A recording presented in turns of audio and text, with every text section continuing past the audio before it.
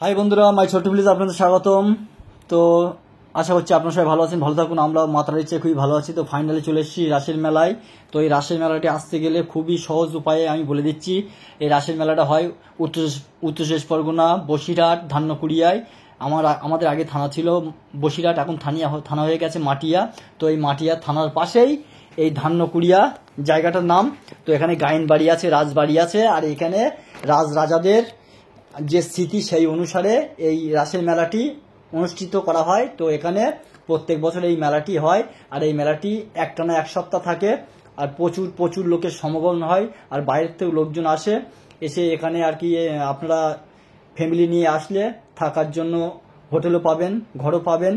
তো যারা আসতে চান সেই ঠিকানা আমি বলে দিচ্ছি। তো এটা উত্তর চব্বিশ পরগনায় আসতে গেলে আপনাকে প্রথমে শিয়ালদা স্টেশনে থেকে ট্রেন ধরে নামতে হবে মালতীপুর স্টেশনে। মালতীপুর স্টেশনে নামলে ওখান থেকে অটো করলে 15 থেকে 20 টাকা নেবে, একদম নামিয়ে দেবে ধান্যকুড়িয়া, গাইনবাড়ি, রাজবাড়ি এখানে নামিয়ে দেবে। তো কিছুটা আগে এলেই এই রাসের মেলা। তো এই রাসের মেলায় হিন্দু মুসলিম সবাই, সব ধর্মের মানুষ একসাথে মিলেমিশে আনন্দ উপভোগ করে, ঘোরাফেরা করে, হইচই করে।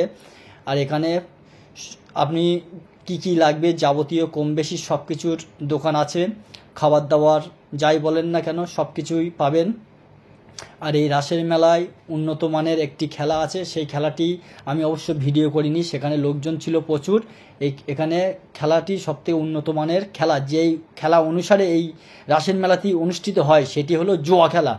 তো এখানে সামনে গিয়ে ডান দিকে জুয়া খেলা হচ্ছে, প্রচুর লোকজন ঘিরে বসে আছে। তো আমি সেই জায়গাটার ভিডিও করলাম না, কেননা এর পাশেই থানা, আর সেই ভিডিও আমি করলে অসুবিধা আছে। আর এখানে চারিদিকে দোকান, এক এক দোকানে এক এক রকম গান চলছে। আর আমি যদি ভয়েস না দেই তো আমার ভিডিও প্রবলেম হতে পারে, সেই জন্য আমি মুখে ভয়েস দিয়ে আপনাদের মধ্যে শেয়ার করলাম। তো আপনারা ফাইনালি এই মেলায় চলে আসবেন, ভীষণ ভীষণ আনন্দ হয়। আর আমি যথারীতি আমি গিন্নি মেয়ে তিনজনা চলে গেছি মেলায়। তো মেলায় গিয়ে আমার তো খুব ভালো লাগছে, আমি দাঁড়িয়ে এক সাইড হয়ে দেখছি, কম বেশি ভিডিও করছি। আর এদিকে গিন্নির মতো সাইড হয়ে গেছে, মেয়ের মতো সাইড হয়ে গেছে, কে কোথায় গেছে খুঁজেই পাচ্ছি না। তো আমি চিন্তা করে নিলাম ওরা নিশ্চয়ই মেলাঘাটে অনেকদিন আসে না, 12 মাস হয়তো একবার এসছে, ওই জন্যই ঘুরছে, দেখলে হলে যা হয়। তো আমার গিন্নি যে এত দেখলে আমি জানতাম না।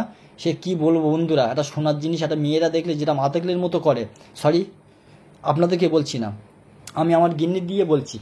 একটা মেয়ে সোনার উপর জিনিস দেখলে, সোনার জিনিস দেখলে যেরকম কেনার জন্য আগ্রহ করে, যে না ওটা লাগবে, কিনবো নতুন জিনিস, নতুন মডেল। তো আমার গিন্নি এরকম পাগল হয়ে গেছে মেলায় এসে একবার ওদিক দৌড়ুচ্ছে, একবার ওদিক দৌড়ুচ্ছে, একবার বলছে নাকরদোলায় উঠবে। তো আমি পাগল হয়ে গেছি।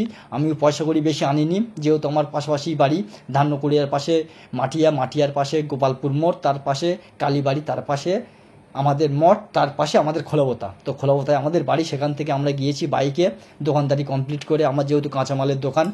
তো মেলায় গিয়ে গিন্নি এরকম পাগলামি দেখবো আমি বুঝে উঠতে পারিনি। আমি তো ভিডিও করেই যাচ্ছি, আর গিন্নিকে খুঁজেই যাচ্ছি, খুঁজেই পাচ্ছি না। আর বন্ধুরা দেখছেন মন্দিরগুলো এত সুন্দরভাবে সাজিয়েছে, যেন রাত্রিবেলা গ্লেজ দিচ্ছে। দেখুন আমার পিছনে মন্দিরগুলো কত সুন্দর দেখতে লাগছে। আর এখানে রাজাদের আগেকার যুগের অনেক আর কি অনেক জানা অজানা তথ্য লুকিয়ে আছে, সেগুলো আপনারা জানতে পারবেন এই রাসের মেলায় চলে আসলে। আর এই রাসের মেলায় আসলে আর কি ইয়ং ছেলেপিলের কাছে কিছু জিজ্ঞাসা করলে হবে না, বয়স্ক লোকজন, বৃদ্ধ বয়স্ক মহিলা কি লোক যারা এখানে আশেপাশে বাড়ি, তাদেরকে যদি আপনি বলেন যে এই রাসের মেলা কী কারণে অনুষ্ঠিত হয়, এখানে কি রাজার বাড়ি, মানে এখানকার কোনো কিছু ঘটনা জানতে হলে তাদের কাছে জিজ্ঞাসা করলে তারা সব কিছু বলে দেবে। তো এটা আর কি আমি আমার দাদুর কাছে শুনেছিলাম, হাজার হাজার বছরের পুরনো এই রাজাদের আর কি ঘটনা। তো এই ঘটনা জানতে হলে এই মেলায় আসলে অনেক কিছু জানতে পারবেন। তো সেটা আমি পুরোটা জানি না বলে আপনাদেরকে বললাম না, যতদূর জানি ততদূরই বললাম। তো ফাইনালি সময় পেলে এখান থেকে ঘুরে যাবেন। আর আশেপাশে যত ছেলে মেয়ে আছে সব একদম রিল্যাক্সে ঘোরাফেরা করছে, কোনো ভয় নেই এই মেলায়। আপনার যত দূরের থেকে আসেন না কেন নির্ভয়ে আসতে পারেন।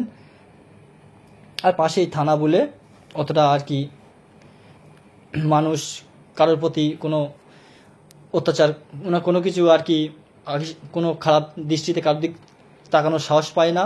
আর এই শেষ পর্যন্ত খুঁজে পেলাম গিন্নিকে আর মেয়েকে।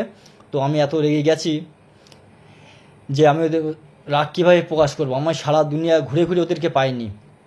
তো বন্ধুরা আপনারা দেখতেই পাচ্ছেন এখানে বাচ্চা বড়রা কত সুন্দর চড়ছে, ভালো লাগে, বাচ্চাদের খেলা বড়রা করছে, দেখুন কিভাবে লাফাচ্ছে, খুব সুন্দর লাগছে। পাশে নাকরদোলা আছে, তো গিন্নির সঙ্গে দেখালো, গিন্নি বলছে নাকরদোলা চড়বে, মেয়ে বলছে বাচ্চাদের মতো ওতে লাফাবে, এইসব মানায়, দেখুন এরকম বাচ্চাদের মতো লাফাবে। তা আপনি আর কী বলবেন, আপনি বলুন, এরকম সায়না মেয়ে যদি বাচ্চাদের মতো উঠে লাফায় তার লোকজন কি বলবে, আর তাতে যদি আমি এরকম ভিডিও করি তখন তো লোক আমারই পাগল বলবে। তো আমি ওসব কথা বাদ দিলাম, ছাগলে কিনা বলে গরু কিনা খায়, তো বউ মেয়ের কথা বাদ দেন দিয়ে ঘুরতে লাগলাম। তো ঘুরতে ঘুরতে দেখছি সব রকম দৃশ্য, বাচ্চা বড় সবাই সবার মতো খেলা করে যাচ্ছে, কেউ ভিডিও করে যাচ্ছে। তো দেখলাম সামনের দিক থেকে গিন্নি আর মেয়ে ভিডিও করছে, আমি বললাম ঠিক আছে করছো করো। তো আমাকে বলছে নাগরদোলা চলবে, আমি বলছি না, তা বলছে না চড়বই, তো রেগে গেছে। আমি বললাম ঠিক আছে চলো মন্দির দেখে আসি, আমি নাগরদোলা তো তুলবো না, কারণ আমার কাছে পয়সা শর্ট, আমি এই সাইড নিয়ে চলে এসেছি। তো এই পাশে দোকান টোকান আছে, তো পয়সা শর্ট বলে খাওয়া দাওয়া থেকে বঞ্চিত করবো না, কম বেশি জিনিসপত্র খাওয়ার দাওয়া যা যা খাওয়ার ইচ্ছে হয়েছিল খেয়েছিলাম। তো এখানে বন্ধুরা 4খানা টোটালে মন্দির আছে। তো এই মন্দিরে এই ঠাকুরটা কি বেশ কি ঠাকুর এটা, রাধাকৃষ্ণ। তো এখানে মন্দিরে রাধাকৃষ্ণ ঠাকুর আছে। তো মন্দিরের আর কি উঠে ভিতরে গিয়ে ওই ঠাকুরের ভিডিও করতে হবে, আমি মন্দিরের ভিডিও উপরে উঠিনি, আর ভিতরে ঠাকুর কি জিনিস নেই, জাস্ট এই মন্দিরটা এরকম আছে। আর এই জায়গাটায় প্রচুর প্রচুর গল্প কাহিনী লুকিয়ে আছে, সেটা এখানে না এসে কাউকে না জিজ্ঞাসা করলে আপনারা জানতে পারবেন না। তো যেহেতু আমরা গিয়েছিলাম ওখানে একটা আমার দিদির বাড়িতে, তো দিদি বললো আজ আমাদের এখানে এই ব্যাপার এই, তো আমরা ওখান থেকে ওখানে চলে গেছিলাম রাসের মেলায়। তো আমরা যতটুকু জানি সেটা আপনাদের মধ্যে শেয়ার করলাম। আর এই রাসের আর কি যে মন্দিরটা দেখছেন, এই মন্দিরের পাশে বিশাল আকারের একটা পুকুর আছে, রাজাদের পুকুর। আমি শুনেছিলাম এই পুকুরে নাকি একটা মাছ আছে, বিশাল বড় বোয়াল মাছ, সেই মাছের কান ফোটানো, কানে নথ, মানে এরা শুনেছিলাম, আমার দাদু তাই বলেছিল, তো আমি বাস্তব চোখে দেখিনি, এটা আমার শোনা কথা। তা আগেকার যুগে কম বেশি অনেক ঘটনা, অবাস্তব ঘটনাও ঘটিয়ে যেত, তো এখন যেমন ঘটছে অবশ্যই সেই সব জিনিস বাঁচে না। এখন যেরকম কত মানুষের দেখাচ্ছে, এমন এমন মানুষ হচ্ছে, এমন এমন রূপ নিয়ে আসছে, তারা বেশি সময় বাঁচছে না। এও তেমনি আগেকার যুগের মানুষ যা যা বলেছিল সবই কিন্তু বাস্তবে ঘটে যাচ্ছে। আর আগেকার যুগের মানুষ যা যা খেয়েছিল, মানে একদম নির্দিষ্ট ভালো ভিটামিন খেয়েছিল, ওই জন্য অনেক দিন ধরে বেঁচে ছিল। আর আমরা এখন যা খাচ্ছি সব পয়জন দেওয়া খারাপ জিনিস, ওই জন্য আমরা যেই সেই 2 বছর 5 বছর 50-40 বছরেই সব একদম উপরে চলে যাচ্ছি। সুতরাং ওইসব জিনিস আলোচনা করে লাভ নেই। মেলায় প্রচুর প্রচুর আনন্দ করেছিলাম আর ঘুরেছিলাম, আর এখানে সমস্ত রকম দোকান পাশারি বসেছিল, আর এখানে সমস্ত জিনিসের দাম কম, স্টেশনারি জিনিস। আর যা দেখছিলাম মেয়েদের ভিড় পড়ছিল বেশি যে কোনো দোকানে, তো কীভাবে মেয়েরা হেসে খেলে কেনাকাটি করছে। আর এখানে এখন প্রচুর গরম, তো গরমের সময় ভিডিওটি করেছিলাম। তো আমি তো ভিডিও করতে করতে ঘেমে যাচ্ছি, আমার মাথা ব্যথা খারাপ হয়ে যাচ্ছে, গিন্নি আর মেয়ে ঘুরেই যাচ্ছে, আমার একদম পছন্দ হচ্ছে না। আমি তখন প্রতিজ্ঞা করলাম যে এই শেষ, আর কোনো দিন ওদের নিয়ে কোনো জায়গায় কোনো মেলায় আসবো না, ভিডিও করবো না। আর বন্ধুরা মেয়ে ছেলে নিয়ে আসলে গেলে তার বিশাল ধৈর্যর দরকার, কেন মেয়ে ছেলেরা যেটা পছন্দ হবে সেটা কিনতে চাবে, আর না কিনে দিলে আর এক কেস ঘটিয়ে যাবে। মানে 10 টাকা জিনিস কি 50 টাকাটা বড় জিনিস না, যদি না কিনে দাও তো বাড়িকে ঝামেলা, সংসার এমনি অশান্তি শুরু। তো আমি কম বেশি জিনিস কিনে দিয়েছিলাম, আমি দেখলাম ঠিক আছে কিনে দেই আর কি হবে। তো আপনার দিদিভাই এখন বিশাল হ্যাপি, খুশি যে জিনিসটা যেটা চেয়েছিল সেটা কিনে দিয়েছি। তো আপনাদেরকে বারবার করে বলছি, উত্তর 24 পরগনা, বসিরহাট, খোলাপোতা, ধান্যকুড়িয়ার এই রাসের মেলায় ঘুরে যাবেন। প্রত্যেক বছর হয়, মানে বছরে একবার করে এটাই অনুষ্ঠিত হয়। আর এখানে সবথেকে আকর্ষণীয় জিনিস হলো দুর্গাপুজোর সময় সব রাজাদের মন্দির খুলে দেয়, এখানে খুব সুন্দর